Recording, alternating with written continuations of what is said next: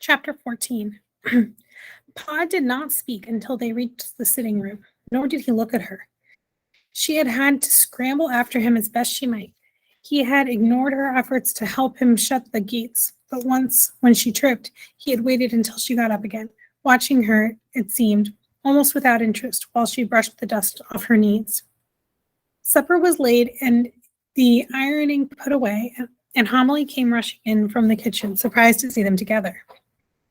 Pod threw down his borrowing bag. He stared at his wife. "What's the matter?" faltered Homily, looking from one to the other. "She was in the night nursery," said Pod quietly, talking to the boy.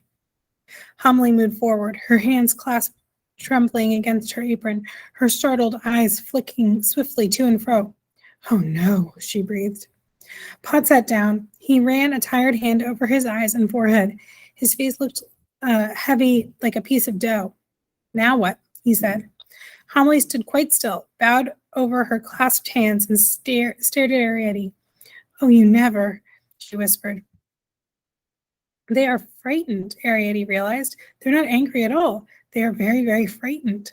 She moved forward. "It's all right," she began. Homily sat down suddenly on the cotton spool. She had begun to tremble. "Oh," she said, "whatever shall we do?" She began rocking herself very slightly to and fro.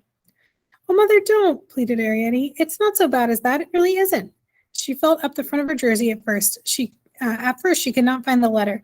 It had slid round her side to the back, but at last she drew it out, very crumpled. "Look," she said, "here's a letter from Uncle Hendry. I wrote him, and the boy took the letter." "You wrote him?" cried Homily on a kind of suppressed shriek. "Oh!" she moaned and closed her eyes. "Whatever next? What shall we do?" And she fanned herself limply with her bony hand. "Get your mother a drink of water, Arrietty," Pod said sharply. Arrietty brought it in a sawed-off hazel shell. It had been sawed off at the pointed end and was shaped like a brandy glass. "But whatever made you do such a thing, Arrietty?" said Homily more calmly, setting the cup down on the table. "Whatever came over you?" So Arrietty told them about being seen that day under the cherry tree, and how she had kept it from them not to worry them, and what the boy said about dying out, and how, more important, how imperative it had seemed to be that the Hendrys were alive. "Do you understand?" pleaded Arrietty. "Please understand. I'm trying to save the race." "The expressions she uses," said Homily to Pod under her breath, not without pride. But Pod was not listening. "Save the race," he repeated grimly. "It's people like you, my girl, who do things sudden with no respect for tradition. Who'll finish us borrowers once and for all? Don't you see what you've done?" Arrietty met his accusing eyes. "Yes," she said falteringly. I've got in touch with the only other one still alive, so that," she went on bravely, "from now on we can all stick together." "All stick together," repeated Pod angrily. "Do you think Hendry's lot would ever come to live back here? Can you see your mother emigrating to a badger set 2 fields away, out in the open, and no hot water laid on?" "Never," cried Homily in a full, rich voice which made them both turn back to look at her. "Or do you see your mother walking across 2 fields in a garden?" went on Pod.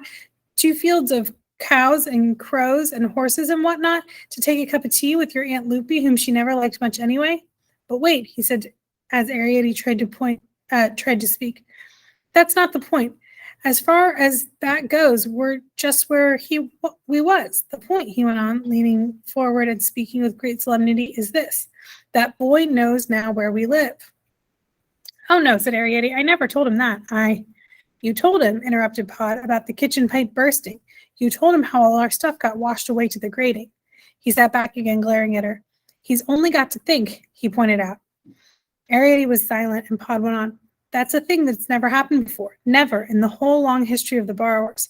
Borrowers have been seen, yes. Borrowers have been caught, maybe. But no human being has ever known where any borrowers live. We're in very grave danger, Arrietty. You've put us there, and that's a fact." "Oh, Pod," whispered Homily, "don't frighten the child."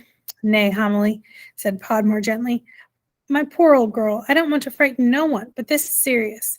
Suppose I said you pack up tonight all our bits and pieces, where would we go?" "Not to Hendry's," cried Homily. "Not there, Pod. I could never share a kitchen with Lupi." "No," agreed Pod, "not to Hendry's. And don't you see for why? The boy knows about that, too." "Oh," cried Homily in real dismay. "Yes," said Pod, "a couple of smart terriers or a well-trained ferret, and that'd be the end of that lot."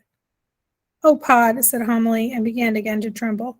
The thought of living in a badger set had been bad enough, but the thought of not having even that to go to seemed almost worse.